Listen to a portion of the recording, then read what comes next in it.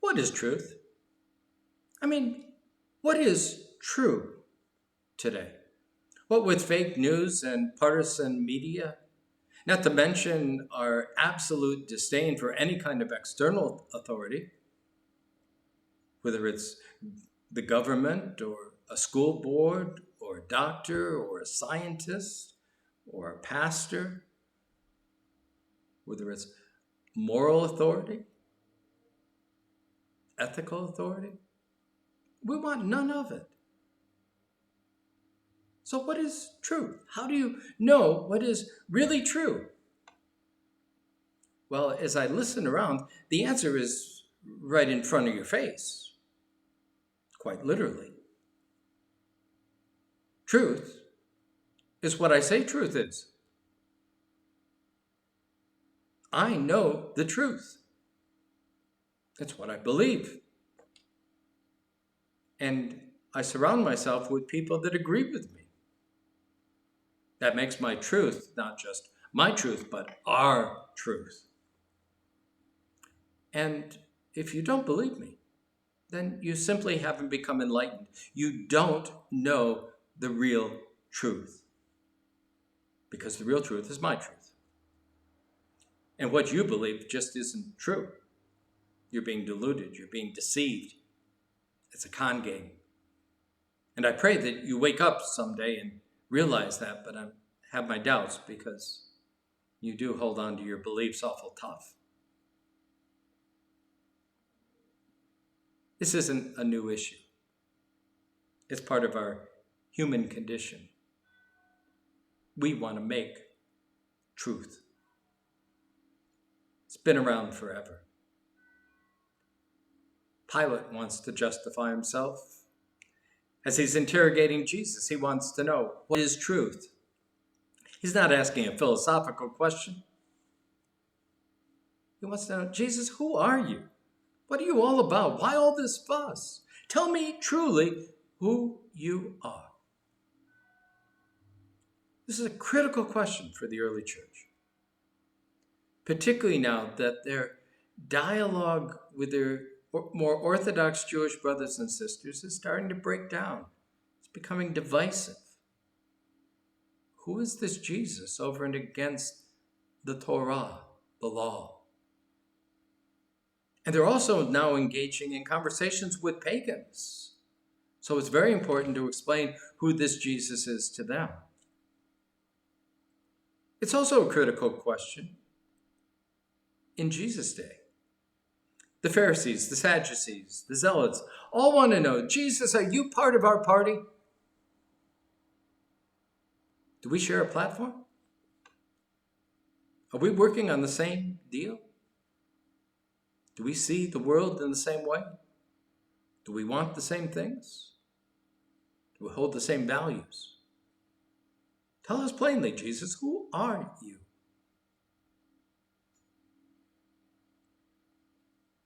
The gospel writers pick up the question. Each of them takes their own turn, depending on their audience. For Mark, it's the central question of his gospel. Who is this Jesus? And for the early chapters, we as readers or hearers have had an opportunity to get some clues. Even while the disciples and others seem to be in the dark, we're starting to catch on. We're starting to form our own truth about who this Jesus is.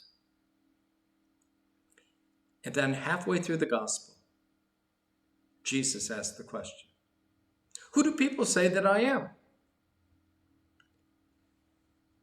The disciples respond, well, we took a poll and the results are the majority think you're John the Baptist come back to life, but others think you're Elijah or maybe one of the other great prophets. And then Jesus says, but who do you say that I am? It is Peter that speaks up for the rest of the disciples, as Peter is wont to do. You are the Messiah. You're right, but don't tell anybody. That strikes us as odd at first. Why wouldn't he want people to know what the Messiah is? Well, part of the reason is the Messiah was a confusing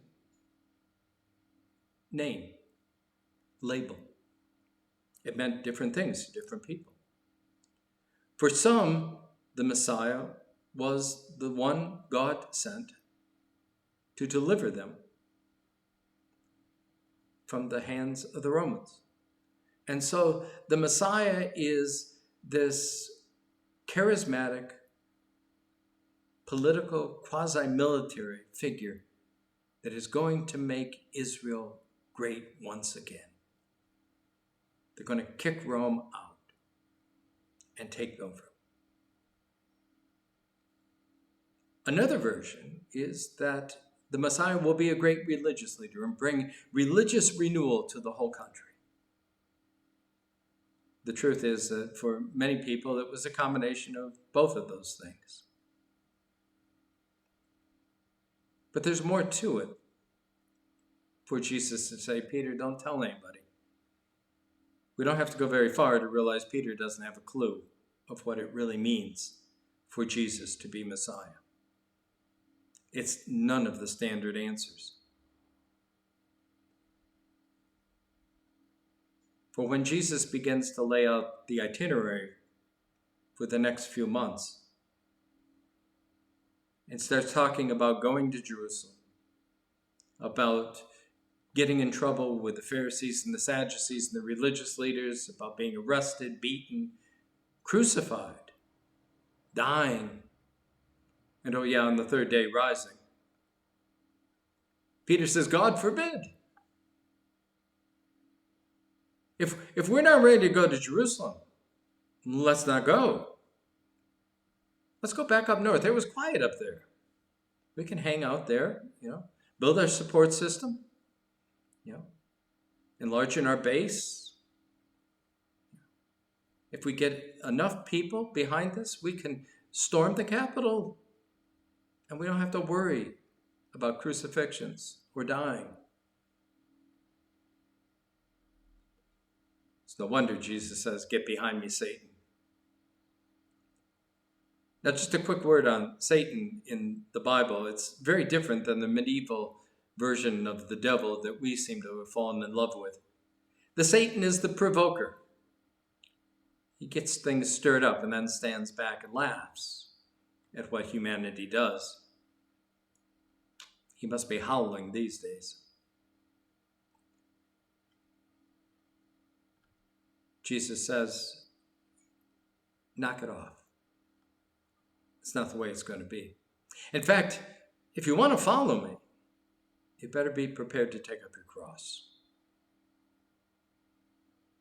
Because that's where it's going. For if you want to save your life, go ahead. But in the end, you'll lose it. For only those that are willing to lose all that stuff they hold so true will actually gain their life.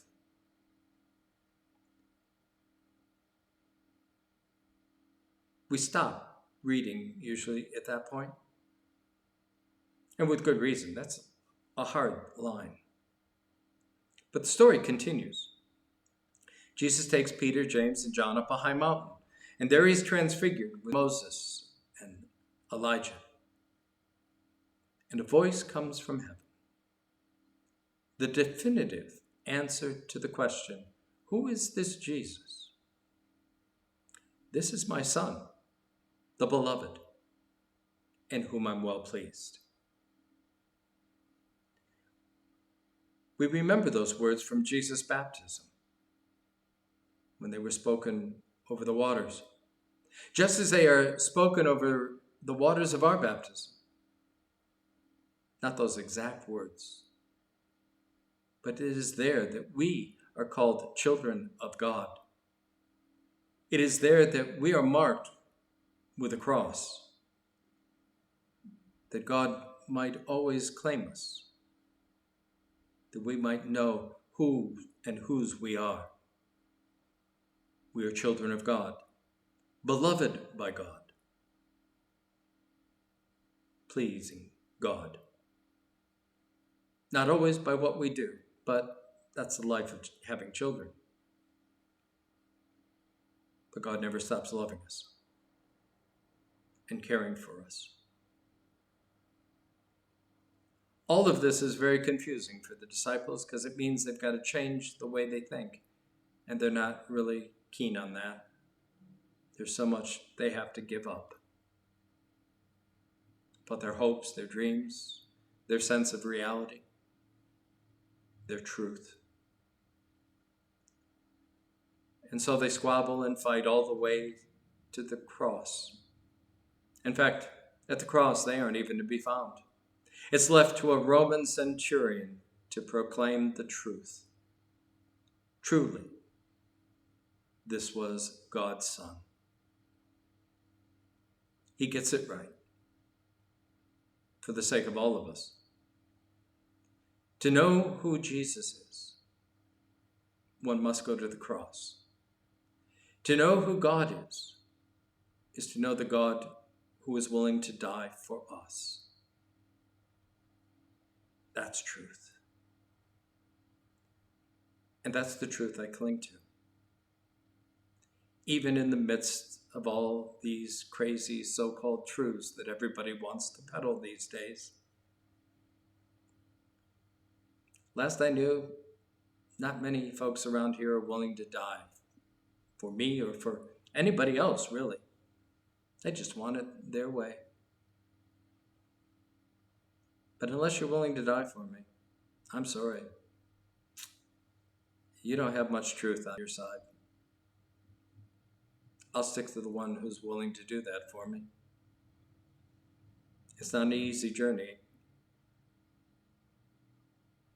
but I can trust that truth. I'm willing to bet my life on it. And the promise is that if I can give up some of my truths, I'll find life and have it abundant. For Jesus is a rock in a weary land, a weary land, a weary land. My Jesus is a rock in a weary land, shelter in the time of storm.